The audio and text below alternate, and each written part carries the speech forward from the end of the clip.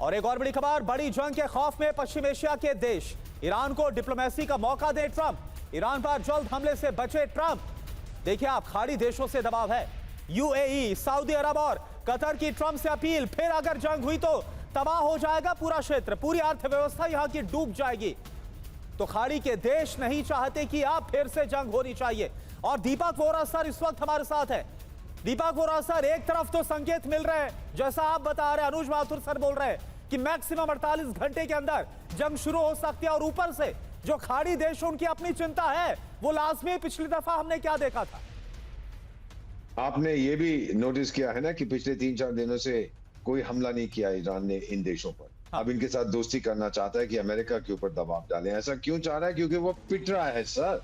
जब आपकी पिटाई हो रही होती है तो आप इधर भागते हैं, उधर भागते हैं। मैं आपको एक चीज बताता हूँ मजेदार, आपकी उम्र बहुत कम है। जब तालिबान 1 पर हमला किया था ना अमेरिका ने, उसको ऑपरेशन शौक-ए-नौ या जो भी उसका नाम रखा था, कंधार पे हमला किया था, तो तालिबान जो शुरू में कहते थे हम उसामा बिन लादेन को नहीं देंगे, मर जाएंगे, पश्तून वाली है ये, वो दर दर भटक रहे थे। अमेरिका से कह रहे थे भाई जितने अफगान हैं जिनका नाम उसामा है सबको ले जाओ, हमें माफ कर दो। और उस समय डिफेंस सेक्रेटरी रॉबर्ट मैकनमारा मैं जानता था, वो बोले हम सरेंडर नेगोशिएट नहीं करते। ईरान को ये मालूम है कि अमेरिका जब पीछे पड़ जाता है फिर फुल सरेंडर, वो आप अनकंडीशनल सरेंडर करेंगे तब वो आपको छोड़ेगा, नहीं तो नेगोशिएटेड सरेंडर नहीं होने वाला। ये अमेरिका की रणनीति है। सब मेरा अपना यही मानना है कि ये खाड़ी के देश भी जो कुछ कह रहे हैं अब ये भी मिल जाएंगे। ये एक मौका है इनके पास, किसी तरह से ईरान के दांत ये तोड़ दें, नहीं तो ईरान बाज नहीं आने वाला है। हमास को उसने बनाया, हिजबुल्लाह को उसने बनाया, हूथी को बनाया था ताकि सऊदी अरेबिया जी सर, ये बड़ी बात आप बोल रहे हैं दीपक वोरा सर कि इस बार अगर हमला हुआ तो सिर्फ इजराइल और अमेरिका नहीं बल्कि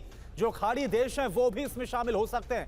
सर आप दोनों का, अनुज माथुर सर और दीपक वोरा सर, आप दोनों का बहुत बहुत शुक्रिया हमारे साथ इस चर्चा में शामिल होने के लिए। और इन सब के बीच अगली बड़ी खबर का रुख करें। ट्रंप ईरान बातचीत से, इजराइल बाहर। नेतन्याहू को अमेरिका ने किया है साइडलाइन बातचीत की। इजराइल को नहीं मिली है कोई जानकारी। ईरान पर फैसलों में ट्रंप ने बदली है रणनीति। पश्चिम एशिया में इजराइल की चिंता बढ़ गई है।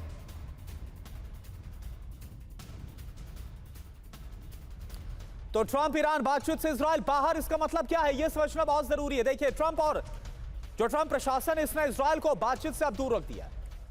बेंजामिन नेतन्याहू को बैक चैनल से जुटानी अब पड़ रही है जानकारी, पता नहीं है इजराइल को कि हो क्या रहा है। अमेरिका ईरान युद्धविराम वार्ता में इजराइल पूरी तरह से साइडलाइन हो गया है। इजराइल के लिए बढ़ सकता है बड़ा रणनीतिक खतरा। बेंजामिन नेतन्याहू के लिए यह बड़ा झटका माना जा रहा है।